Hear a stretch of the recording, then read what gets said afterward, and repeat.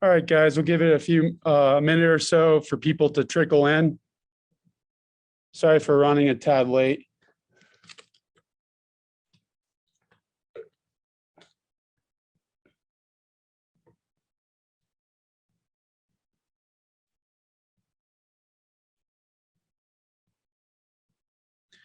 All right, I'll get started with an introduction. My name's Jacob. I run the video department and nachi.org/webinars here at InterNACHI. Today we have on Sean O'Leary from floodproofing.com. Sean, if you want to get started and just give an introduction, and I'll let you take it from here. Absolutely, Jake. I'll go ahead. I'll introduce myself. Jake, in the meantime, if you can allow me to share my screen, I'll pull the PowerPoint up. Absolutely. But thank you very much. I want to thank all of our attendees here today for participating. This is a presentation I've been looking forward to for a little bit. Typically, I deal with architects and engineers on their floodplain design for structures, but getting to speak to home inspectors today is definitely going to be a treat here. With that being said, I'll go ahead and I'll get started. Jake, to confirm, you can see my title slide here, correct? Correct. Yes, we should be able to see. Yep. All right, perfect. All right, so as I mentioned, ladies and gentlemen, I'm going to introduce myself again here in a second, but typically I present to architects and I present to engineers. Okay, these are people designing into the floodplain, whether it be a residential home or a commercial project. And if you see here, the title slide that my marketing team here at floodproofing.com has developed, it's always one I like spending an extra minute on, just to kind of showcase all the options that are out there when it comes to floodplain design. I'm sure many of us are familiar with flood vents and maybe even the traditional flood logs, but over the course of the last decade or two, there's been some advancements in the technology and the systems being used, from things like standard door barriers, custom perimeter flood barriers, and even some passive systems that actually come up out of the ground, or flood windows that are rated to handle flood loads and debris impact. So over the course of, like I said, the last decade, floodplain design really has gained a lot as technology has advanced. So with that being said, here's all my contact information. Sean O'Leary, I am a certified floodplain manager and business development representative here with floodproofing.com. We're a national distributor and manufacturer of floodproofing products. A little bit of background on who we are. About 20 years ago, we began as smart vent engineered flood vents. Okay, it's the best-selling engineered flood vent out there on the market. For those of you that are inspecting homes in the floodplain, if you're familiar with my company, it's probably going to be through Smart Vent. Now at the same time, we have the Risk Reduction Plus group. As we were developing engineered flood vents, installing them in residences over the last 20 years, we saw a need to assist these homeowners in securing lower premiums than what they were paying. Flood insurance is one of those insurance premiums. There's not a ton of commissions in there, so a lot of insurance agents don't pay too much mind to it. And we saw, as people were installing our smart vents, they were not seeing their premiums reduced the way they should have been. So we developed the Risk Reduction Plus group as a way to help these homeowners secure those lower premiums by actually taking that second look at the elevation certificate, making sure that they were properly vented and whatnot. Now, about 5 years ago, we developed floodproofing.com. Floodproofing.com is where we run our manufacturing and distribution for all those flood barriers that you saw there, okay? We're not gonna talk too much about some of the barriers today because they're not to be used on residential construction.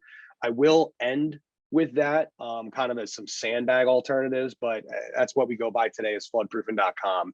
And then the flood design team, that's the team I'm actually on here at floodproofing.com. This is the team that works with the architects, works with engineers. We provide complimentary takeoffs and assessments.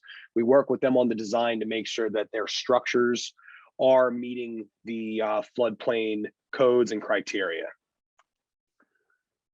So with that being said, today's course agenda, okay, we're going to describe floods and what floods do to buildings, the potential hazards to them. We're also going to talk about the recent update to the National Flood Insurance Program, also known as risk reduction, or excuse me, as risk rating 2.0.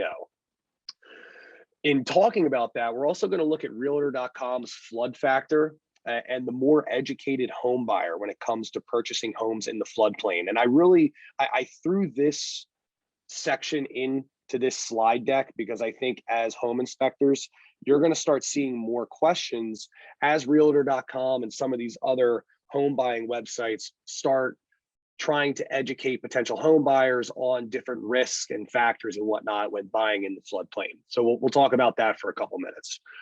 We're going to talk about the differences between engineered and non-engineered flood openings. We're going to talk about building, we're going to analyze the role of building compliance and how it can help lower flood insurance. And then we're going to go ahead and conclude this today. All right, so some basic terms that you'll see today, some different acronyms. There's base flood elevation and design flood elevation. Okay, so base flood elevation is also known as, the elevation of the 100-year storm is what it's commonly referred to. Okay, but the 100-year storm really translates to what the 1% annual risk is of floodwaters reaching that height. So down along the coast here on the right-hand side, you see I have a flood map of Cape May. And you'll see a couple different zones there. And the most common one you're going to see is zone AE, which has EL11. EL11, that's elevation 11. That means that any given year, there's a 1% chance that FEMA estimates floodwaters will reach 8 feet above sea level here. If you are in a riverine area, if you're somewhere in the Midwest or Colorado or whatnot, these numbers are going to be much higher and you're going to experience floodwaters coming off a river. But nonetheless, this is the annual 1% chance that floodwaters could come in and hit that. Now, the design flood elevation, this is taking the base flood elevation, it's also adding freeboard to it. Any municipality, if they choose to, can add freeboard, meaning whatever the base flood elevation is, they're going to maybe tack on an extra foot or an extra 2 feet. And they want residential structures built to that height. Or if it's a commercial structure, they're going to require flood barriers to be built up to that height. So for instance, here again in Cape May, elevation might be 8. That's the 1% chance. So homes in Cape May are to be built at elevation 8 feet above sea level. But if Cape May tacked on an extra 2-foot freeboard, they'll actually have to be built 10 feet above sea level.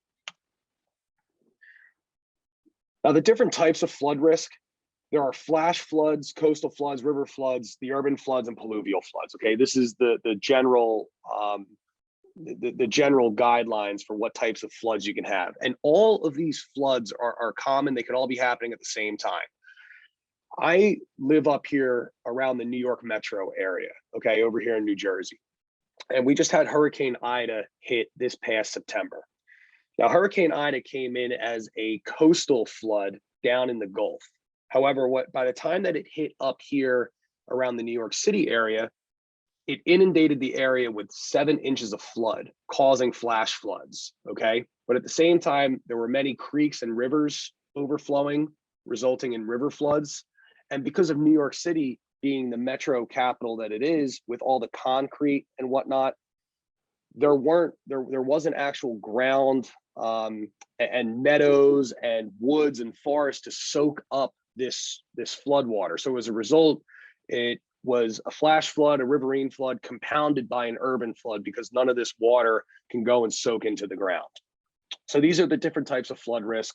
Floods happen everywhere across the country. You don't have to be in a flood zone to realize the potential flood hazards. Heck, just during Hurricane Harvey in Houston, 80% of the structures that did flood during that storm were not actually in the flood zone. They were in an X zone, as we say.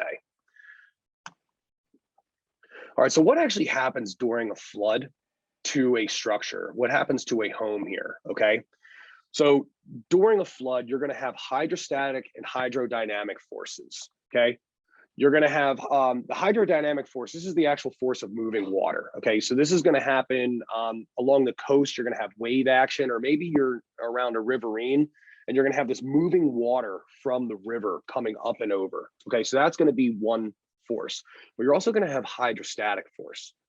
And hydrostatic force is when this water actually begins to rise against the foundation and it creates this positive and negative pressure on both sides of the foundation. So as water builds up on the exterior and you have your dry crawl space on the interior, that's a negative pressure. You have the positive pressure from the exterior, potentially causing a foundation collapse.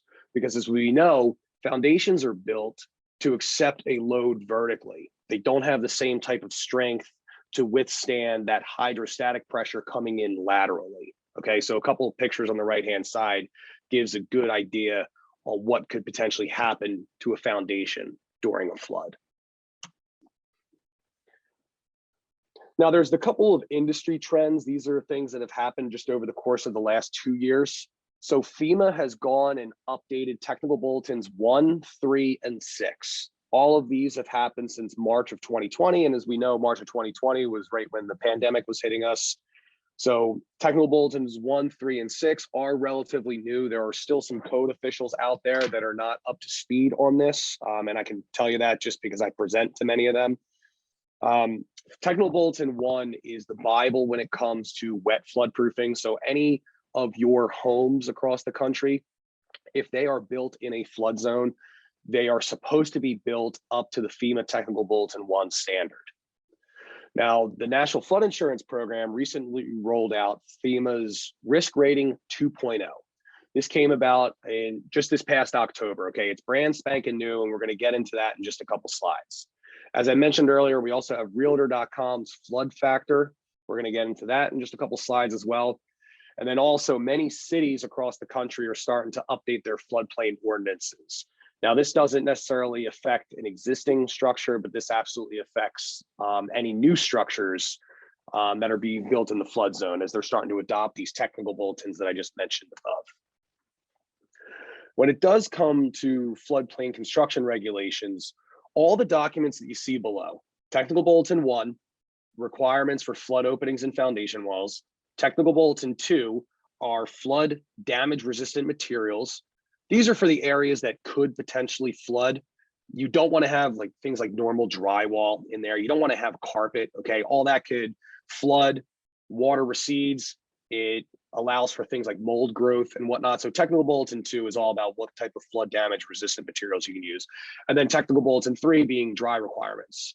All of these, along with the International Building Code and the International Residential Code, resort back to ASCE 2414. This is the standard, okay? This is how flood engineered flood vents get calculated. It talks about how strong foundations need to be, things like the PSI of concrete and rebar and whatnot. Everything resorts back to this document, ASCE 2414. And this is what code officials should be enforcing in their communities. Now, risk rating 2.0, for anybody that has ever bought a home in the floodplain, have had friends own in the floodplain, have any idea about flood insurance, okay? The National Flood Insurance Program used to rate structures based upon an elevation certificate. So on that elevation certificate, it would identify the flood zone. It would identify the crawl space grade. It would identify the first floor grade, okay? Lowest adjacent, highest adjacent, everything like that. It would also identify flood openings in the walls, okay? The actual crawl space of the structure. And depending on how that elevation certificate was filled out and the data provided, that is how you would go about getting a flood insurance quote.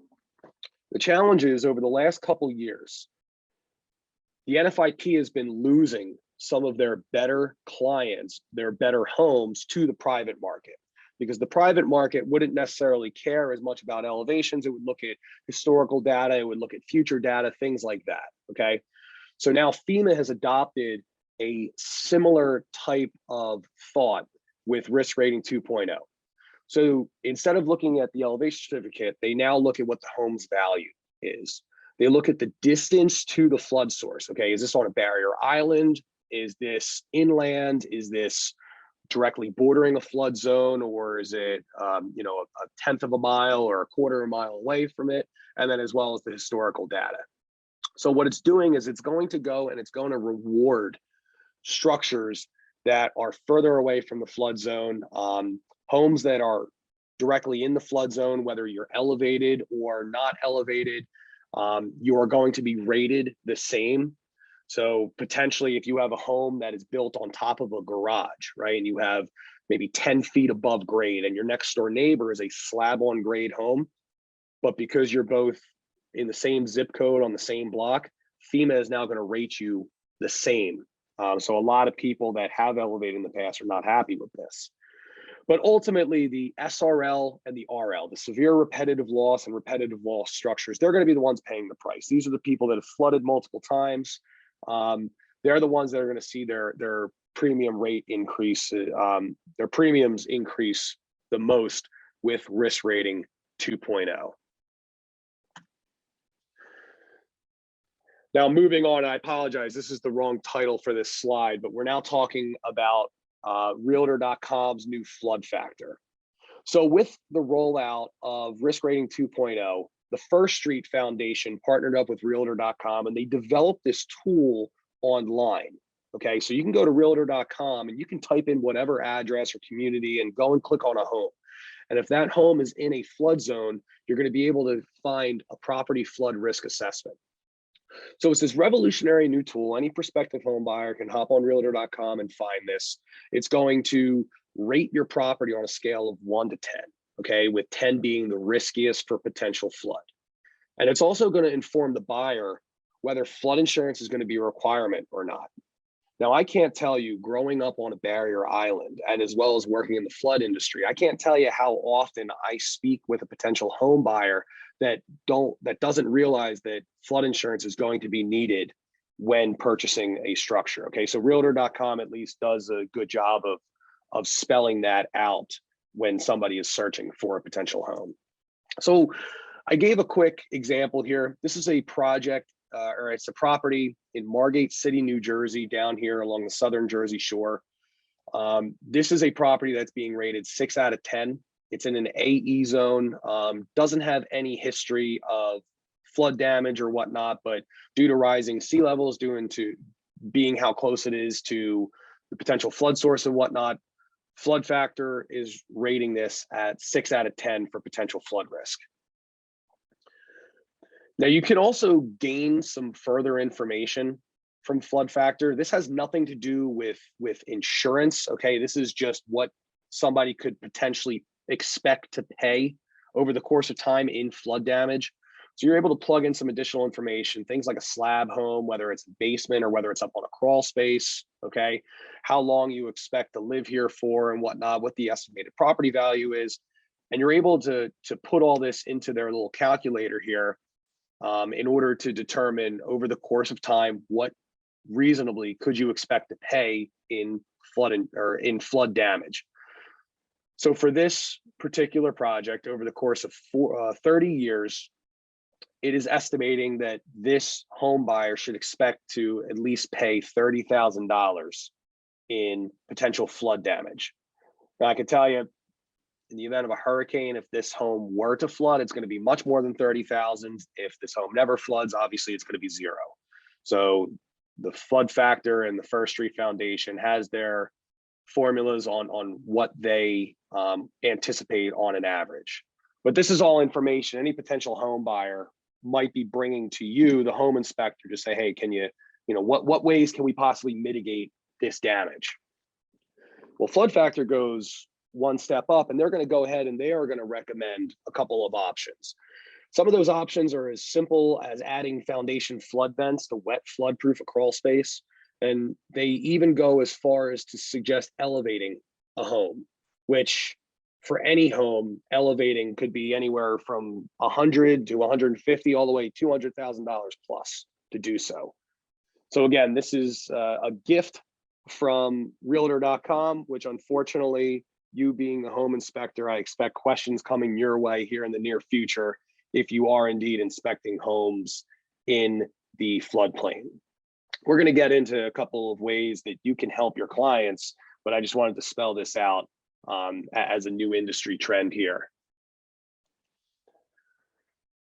Now, there's also a couple of communities that are adopting these higher ordinances, which I mentioned earlier. One of them is flood reinspection. So down in Cape May, at the point of sale now, because all of Cape May is in a floodplain, the building official will actually drive out to these homes to inspect whether they have engineered flood vents or not. If they don't have engineered flood vents, they're going to go ahead and either make the new home buyer sign an affidavit acknowledging that, or they're going to go and require engineered flood vents get installed. There's also communities like Ventnor City, New Jersey, that is regulating the X zone. So if you remember, I mentioned a little earlier how Houston, during Hurricane Harvey, 80% of the structures in Houston did not fall into an AE zone. They were in what was called the X zone. So because they were in the X zone, they were not required to have foundation flood vents. They were not required to be elevated, and they were also not required to have flood insurance. So potentially 80% of the flood damaged homes in Houston didn't have flood insurance, and they had no way of protecting their home. So there are communities like Ventnor that are going to start enforcing these areas. And then lastly, we have another example from our friends at Sea Isle City. Sea Isle City is now requiring, at the time of new construction, there has to be a deed restriction placed on the property. Any part of the property, any part of the structure that is below the base flood elevation cannot be used for living space. Sea Isle City, New Jersey, about 15 years ago, was almost kicked out of the National Flood Insurance Program. And when that happens, nobody in the community can buy insurance through the National Flood Insurance Program. And the reason was the previous code officials were allowing people to build garages underneath their house that were below the base flood elevation. And then they were converting those rooms into bedrooms, into bathrooms, into game rooms, so on and so forth, which is a big no-no for FEMA. So what ended up happening was a new code official took over, and they implemented this new ordinance with the deed restriction. Okay, this deed restriction states that, hey, at the time of new construction, you can't build below here. So when you get your certificate of occupancy, don't expect to go and build a bathroom, build a game room, things like that. Okay, and as a result, Sea Isle City is now considered a Class 3 community, and they get 40% off of their flood insurance premiums across the city, okay, which is the best here in New Jersey. All right, so now we're actually going to get into ways that you could potentially help your clients, okay? As you go out and do these home inspections and you get these questions asked, you're going to have the knowledge now on how to go and protect these homes. So the first thing we're going to talk about is wet flood proofing. And the types of enclosures that can be used below the base flood elevation, as I just mentioned with that example with Sea Isle. You can have crawl spaces, you can have full height enclosures and garages, and you can also have spaces used for parking, storage, and building access. And when you think about building access, okay, this is somebody that is elevated where you walk into almost a lobby or an atrium of their home. And this is just building access till you go up to the higher living area. So you are allowed to have all of them below the base flood elevation. In these areas, you have to have flood vents. And this is a requirement for building code, okay? So you have to have flood vents. They could be engineered or non-engineered, but a picture on the left-hand side is great. It comes straight from FEMA, and it's inadequate flood venting versus adequate flood venting. And what you look at on the left-hand side is a non-engineered vent. And non-engineered vents, as you're about to see, can easily become clogged because they're not designed to be they're not designed to be flood vents. They're just typically air vents. So that is a great example of this positive and negative pressure on the foundation, potentially causing a collapse like we see with these pictures on the right. Whereas when you have adequate flood venting, okay, a larger opening or an engineered flood vent, you're going to allow that water to equalize pressure on both sides of the foundation. So now, as a result, that foundation is only accepting the load vertically, coming from the house into the ground. It's not having any hydrostatic pressure forcing it in or out. So that is the actual purpose of a flood vent. Flood vent basics. Flood vents are designed to relieve pressure rather than resist, okay? We're not trying to keep water out of a crawl space or a garage. We're trying to allow water in so that way the equalization of pressure occurs. It has to be automatic. there can't be any sort of human intervention. And you'll see a good example of that in just a second, okay? So because it's automatic without human intervention, we call that passive, okay? It passively equalizes that hydrostatic load. And it's also going to be bidirectional. So when water comes in and fills up that area and then the flood waters recede on the exterior, it'll do the same. That flood vent is going to go ahead and open towards the exterior, allowing that water to exit. And again, all this comes in FEMA Technical Bulletin 1. So here's an example that we like showing, okay? This is an older example. This doesn't take into account risk rating 2.0 yet, because again, risk rating 2.0 for insurance purposes doesn't matter whether you have flood vents or elevation or anything like that. It just looks at the home's value and where it is in relation to flooding, okay? But from a building code standpoint, this is still relevant. So what we have here is a project out in Peoria, Illinois, right on the the Illinois River. And the base flood elevation for this property is 460 feet above sea level. But because this structure was not built with flood vents, even though it's elevated, even though that whole ground floor there is just being used for storage and parking, what ends up happening on the elevation certificate is the bottom floor of this is being rated at 451 feet, okay? So technically this home is actually 9 feet below base flood elevation. However, simply by installing adequate flood venting, you can now take that entire ground floor out of the equation. Because you're relieving pressure on either side of that wall, you can now rate this property at the correct height of 460.69. You round that up to 461. So in the old days, this would have been a +1 NFIP rating. But again, nonetheless, for building code, okay, as well as for the sake of this foundation not collapsing, you're going to need to have these flood vents. Here are these flood vents in action, okay? Right after these vents were installed, a flood actually happened. These homeowners were able to walk around their garage, okay, without the risk of the home or the foundation collapsing, because that hydrostatic pressure was equalized on either side.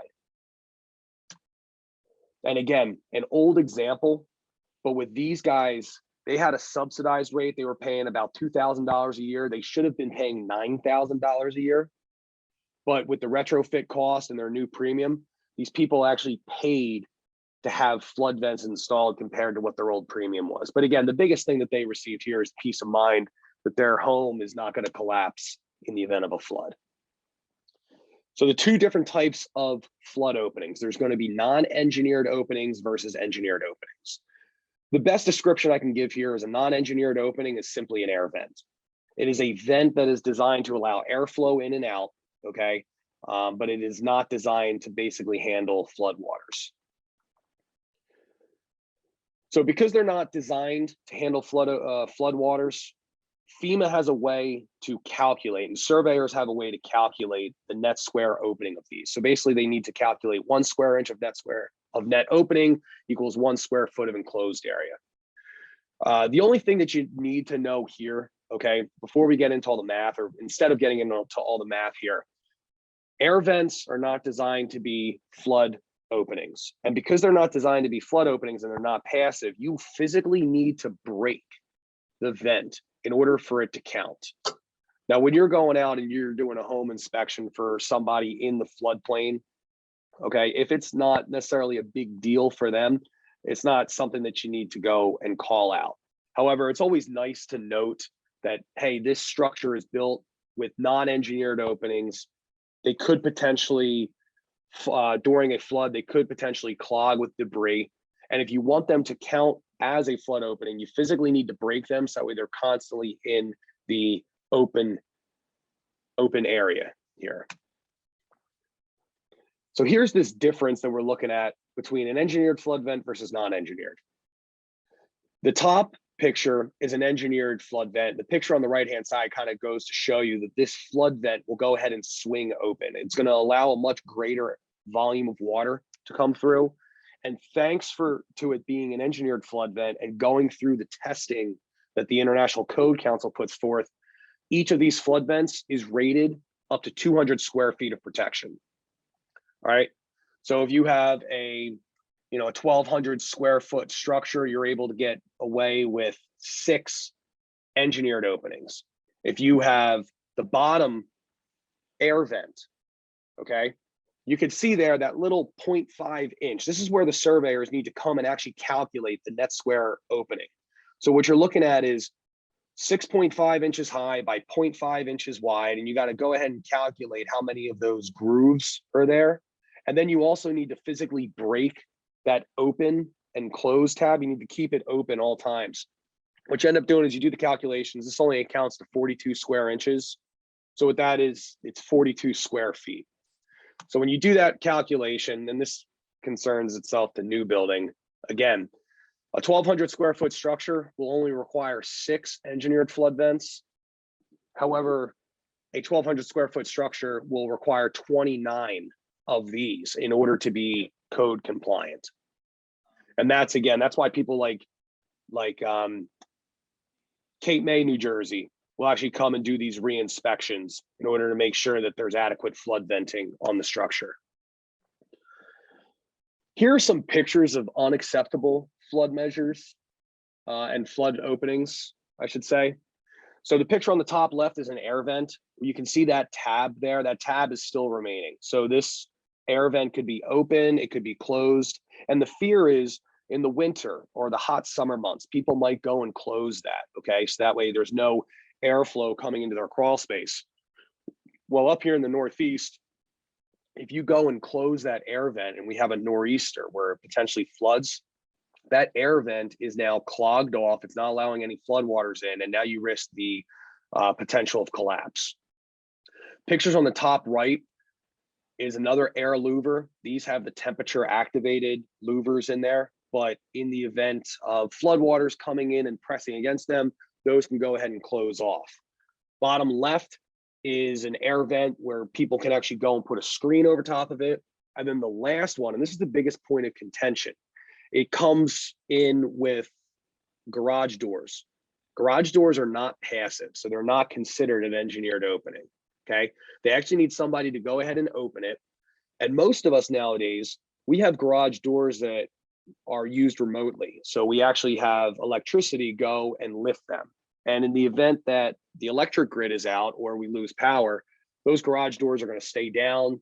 And now you're talking about potentially ripping a wall out or these panels of the garage ripping off, floating down and damaging your neighbors. And again, this is the big reason why non-engineered flood vents are not acceptable. It's because of the potential for these to clog. So if you have all this dune grass, or if you have leaves, if you have silt, if you have debris, it's going to clog these openings. And now this opening that was designed to allow floodwater in to equalize pressure, it's all for naught, okay?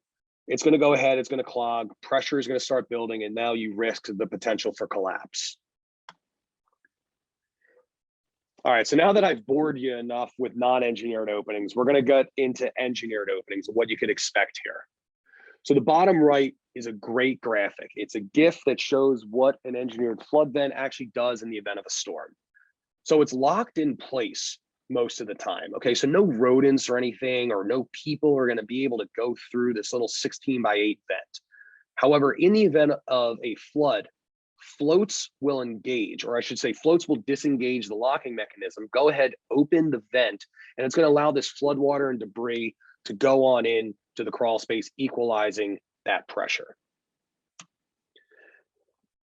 Once again, these flood vents need to be mechanically operated and passive, okay? No human intervention at all. So whether you are on site or you have evacuated, these flood vents are there, they're automatic, they're gonna go ahead and work, okay? They're gonna go and reveal an unobstructed opening. They're gonna allow floodwaters and debris up to 3 inches to go and penetrate that crawl. Great example here. This is a testing done by the International Code Council. You're going to see this vent, once water disengages these floats, the vent is going to go ahead and open. Now this water, okay, where there's an actual pump pumping gallons and gallons of water into this area, is equalizing pressure to the extent where on the ruler on the left-hand side, this water stays between 13 inches and 14 inches above grade, okay? So it is allowing this flood water to enter the crawl space the same rate it is rising.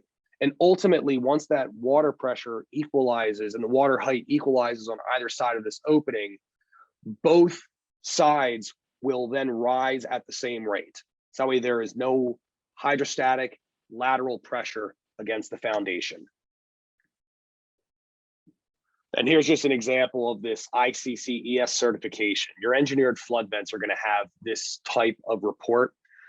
Bottom left-hand picture, if you're ever looking at a flood vent, you're going to look for this sticker with the ICC ES logo on it. The vent is also going to have the model number, and it's going to have what it is certified to cover. So once again, that example I gave a little bit ago, a 1,200 square foot structure, you're going to need 6 of these vents to be in compliance in order to meet that. Now, some additional things you might be interested in, okay? Some flood vent accessories that are out there on the market. The first one we're going to look at is the flood vent sealing kit.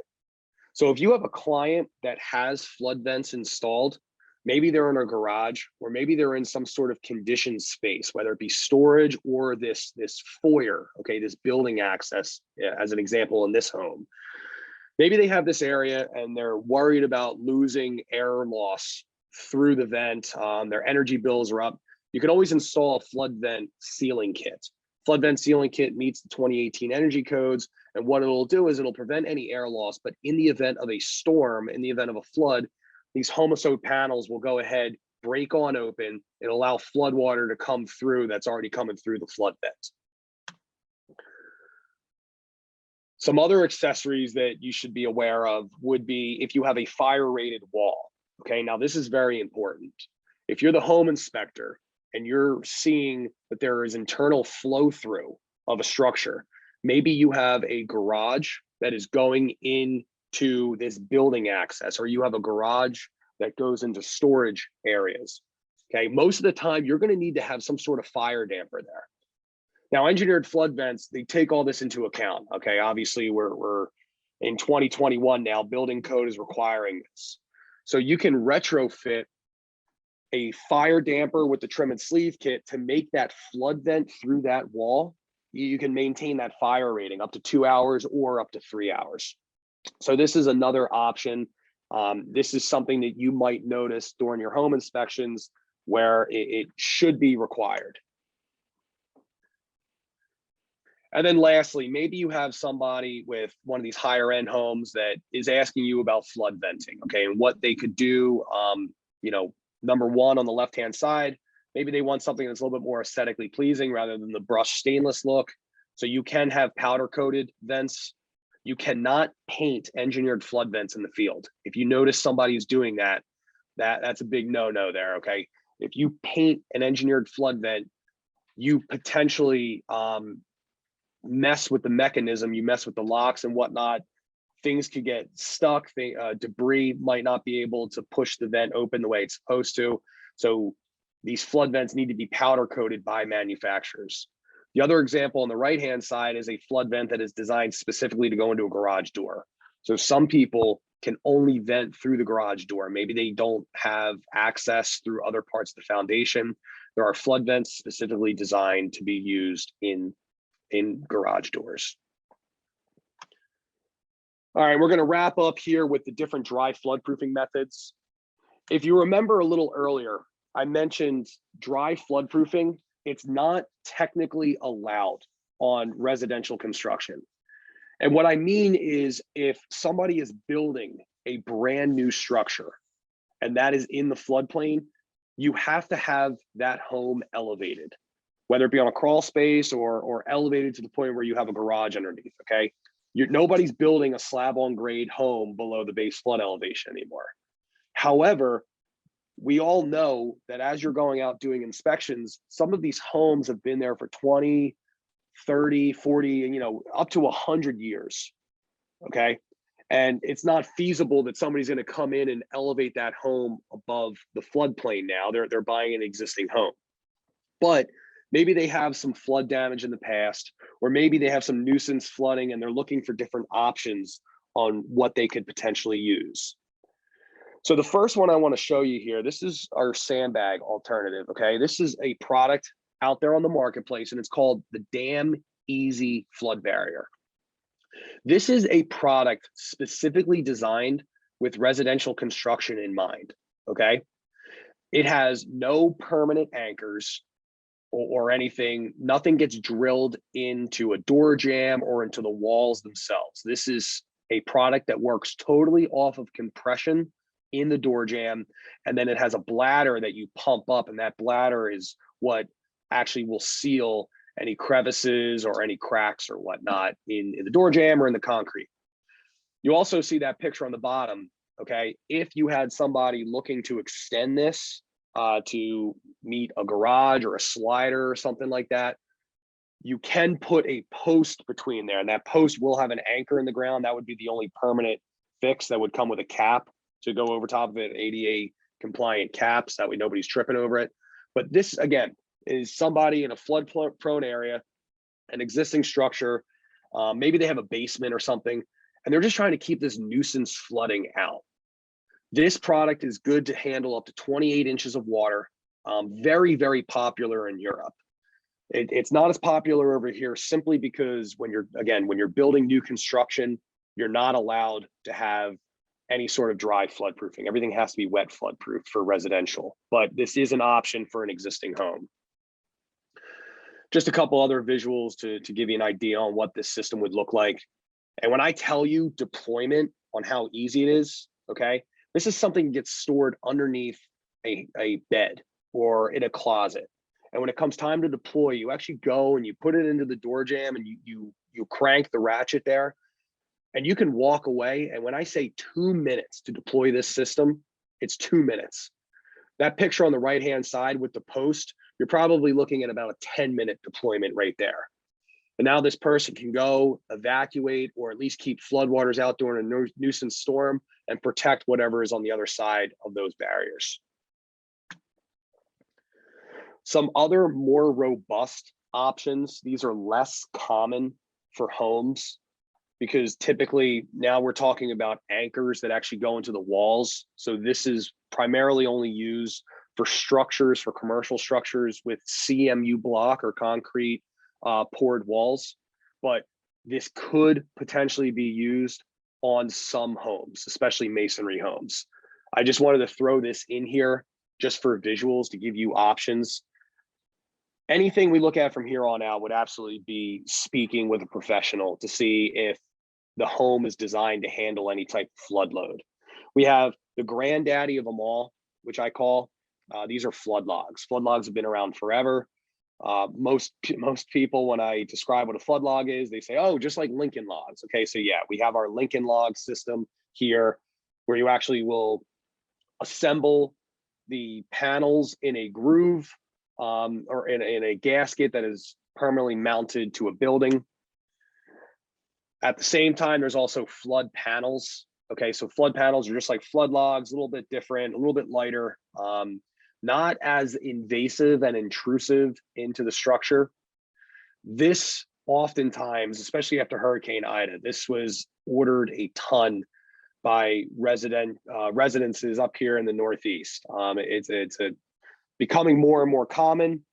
It's not something that, again, is going to be allowed on any new construction, but from a retrofit standpoint, in order to prevent the next flood from potentially going into a residence, we do see more flood panels being used. And then the very last type of product that you could potentially deploy would be a perimeter system, okay? A perimeter system is just that. It's almost like you're creating a temporary retaining wall or a temporary levee around a structure. Now, this has been deployed around residences before. You see here, this is a home down in North Carolina, where due to new construction on the road and a culvert that they had being too small, anytime there's a massive inundation from rain or a hurricane, really a hurricane, this home would experience flooding. And this homeowner purchased this perimeter system. Myself and my team went down, deployed it for her. We trained her and her sons to do so. And we had 4 people deploy this system in the matter of 2 hours. We were able to disassemble the system, put it on back. She has since deployed it twice around her structure with the help of her sons. Okay, so this is something, it is common. It could be used, but this primarily, you're going to look at a home where it has many openings, or maybe you have, again, look at this one. You have a garage, you have an office, you have the home itself, you have a shed. So this was just, it would have been a ton of openings, or you just wrap the entire thing around with a type of flood barrier like this. All right, so in conclusion, all right, floods are the most costly natural disaster that we can possibly experience, because floods will affect every home in that community, and floods aren't necessarily going to stick to just one community. You have a hurricane, you're talking about dozens of communities, or at least multiple states. Okay, so the National Flood Insurance Program was forced to evolve itself. So as a result, you have people like realtor.com. They're starting a new trend of educating these potential home buyers. And this is a trend that we expect other home buying websites to start enforcing. Engineered flood vents, they're designed to mitigate a home from flood damage, okay? And then potentially lower their flood insurance premiums. Some private carriers right now are accepting engineered flood vents over non-engineered flood vents, so there could be a credit there in the private market. Dry floodproofing is not going to be code compliant for these residential buildings. However, on existing structures, we do realize that dry floodproofing with the barriers that we just looked at are a better alternative compared to sandbags. And as home inspectors, you can add these tools and this knowledge and these recommendations to your services to differentiate yourself from your competition. So I want to thank you for having me here today. I hope I didn't bore you enough. I know I got you out here in time, so I want to thank you all for hopping on today. Here is my contact information. Should you ever need to contact us, should you ever have any questions, should you have a client with the potential need for any of these engineered flood vents or these barriers that we just discussed today, I'm more than happy to help them. And again, if you have any questions or you want to run some thoughts by me, please, by all means, reach out to me, shoot me a text, whatever. I'm more than happy to help. And Jake, I want to thank you as well for hopping on here today and being the host. Absolutely. Sean, thanks so much for presenting today. If you joined this webinar late or have a friend that missed out on this webinar, we will be posting a recording of this session on nachi.org/webinars. That recording should be up on the webpage later today. Sean, just for you to know that as well, that your webinar will be up on our webinars page later today. And Sean, thanks so much for coming on today. And for everyone attending, stay safe, stay healthy, and we'll see you at the next webinar. Awesome. Happy holidays, everybody. Take care. Have a good one. Bye.